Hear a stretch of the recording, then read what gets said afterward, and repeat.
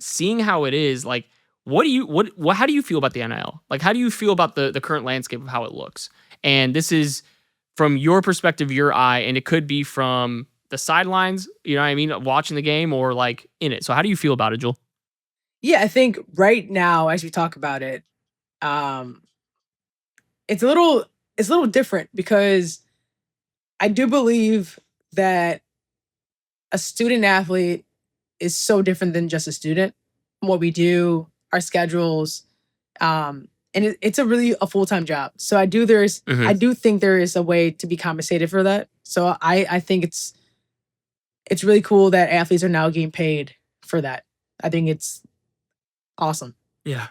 I do think that there should be a limit to it because it does start to affect certain schools, certain players, um, a different dynamic. And I think that the relationship between the respect level of a coach and player, the respect level of just teammates in general, it's a shift. And so if we're evaluating a kid's talent or a kid's production level based off a salary that is really a made up number, right? Like we don't really know if this kid's going to be XYZ. We're just hoping.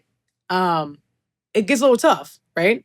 Because then a Hmm. kid Hmm. also gets backlash for not producing, right? I think we've seen that too for Hmm. certain players, and that becomes a narrative instead of, you know, the kid itself trying to get better, et cetera, et cetera. So, like I said, I like it, but I think to understand the whole NIL narrative, I think we probably have to go back to the Yeah. beginning when there was no NIL.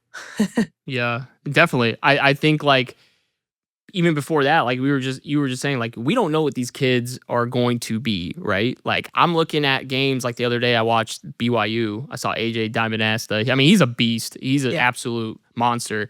I heard he's making anywhere between, 4 and 8 million off his NIL deal. I've heard about Jasper Johnson, we're getting recruited, Yeah. getting $1 million, a cyber truck and all this good stuff. So it's like the fact that we're evaluating these kids' talent based off that and going through it, and we don't know what the end projection is going to be. Like, take us through that. Take us through I guess the recruitment of it, and whether it is an NIL or whether it was you getting recruited, like how you would handle that or how you would go through that. Yeah, I mean, if we're gonna talk about my perspective, so for me, getting recruited was completely different, right? And so I got my first letter when I was end of seventh grade, going to eighth grade. That's my first Hmm. letter, my first offer. And at that time, I'm not really thinking about college, right? I'm not thinking like, okay, Yeah. I'm about to go collect a $3 million to $8 million check. Like, let the games begin. Like, all right, Yeah. like, let me go practice a little harder. Let me go find an agent. Let me go do this. The narrative was like, okay, let me just go continue playing AAU with my friends. Let me go continue just being a kid, right? I wasn't Hmm. necessarily ramping up my training.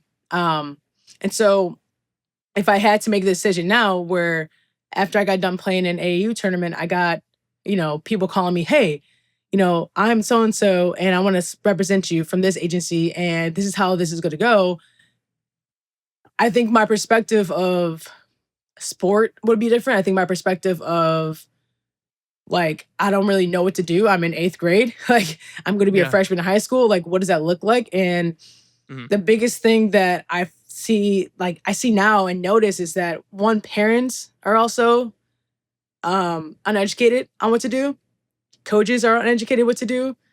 And a lot of people are saying that they're agents and they are qualified to help families and kids and friends, and they aren't qualified to do that.